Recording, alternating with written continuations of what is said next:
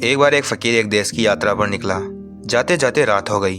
रात हो जाने के कारण वह फकीर एक व्यक्ति के घर में रुक गया। उस व्यक्ति ने फकीर की खूब सेवा की। जब अगले दिन वह फकीर वहां से जाने लगा तो उस व्यक्ति ने उसे उपहार देकर विदा किया। उस व्यक्ति का नाम आनंद था। आनंद की सेवा की वजह से फकीर बहुत खुश हुआ और उसे दुआएं देने लगा कि हे ईश्वर, आनंद को हमेशा सुखी रखना, इस पर कोई दुख ना आ पाए और ये दिन प्रतिदिन तरक्की करता रहे।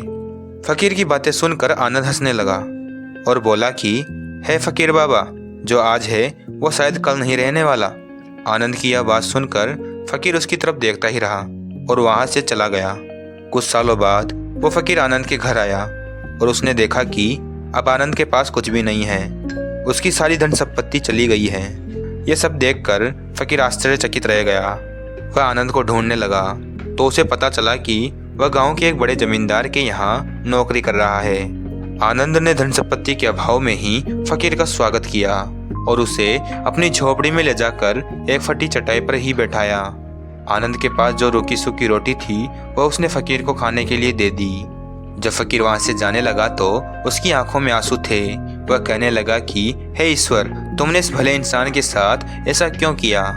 फकीर की बातें सुनकर आनंद फिर हंसा और बोला कि हे फकीर बाबा, आप क्यों दुखी होते हो। ईश्वर ने हमें जिस भी हाल में रखा है हमें उसमें खुश रहना चाहिए। समय तो सदा बदलता रहता है और इतना ही नहीं, यह भी नहीं रहने वाला। आनंद की बातें सुनकर फकीर सोचने लगा कि मैं तो केवल वेश से ही फकीर हूँ, लेकिन यह तो सच्चा फकीर है। कुछ सालों के बाद वो फकीर फिर से यात्रा पर निकला। जाते जाते रास्ते में वो आनंद से मिलने गया। जब वह आनंद से मिला और उसे देखा तो देखता ही रह गया, क्योंकि अब सब कुछ बदल चुका था। आनंद अब जमींदारों का भी जमींदार बन चुका था। फकीर को पता चला कि आनंद जिस जमींदार के यहाँ नौकरी कर रहा था उसकी कोई संतान नहीं थी और उसने अपनी सारी संपत्ति आनंद को दे दी।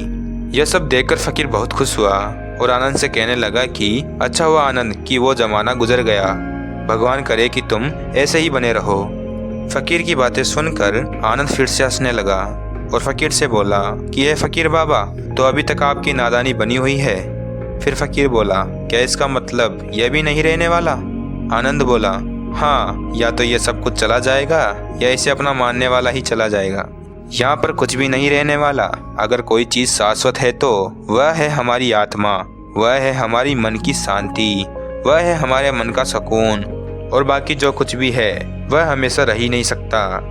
आनंद की बातों को फकीर ने बहुत ध्यान से सुना और थोड़ी देर बाद वहाँ से वापस चला गया। कुछ सालों के बाद फकीर फिर से उस गांव से गुजरा तो उसने सोचा कि क्यों ना आनंद से मिलते हुए चलें। वह आनंद के घर के पास गया तो उसे पता चला कि आनंद का महल तो है, लेकिन उसमें आनंद नहीं है, क्योंकि आनंद अब इस दुनिया में नहीं रहा, उसकी मृत्यु हो चुकी है। वह फकीर मन ही मन सोचने लगा कि यह एक इंसान जिंदगी भर कितना दौड़ता रहता है और दुखी होता रहता है। इंसान जिन चीज़ों के लिए तड़पता है और रोता है, वास्तव में वे चीज़ें हमेशा नहीं रहने वाली, वे सारी चीज़ें बदलने वाली है।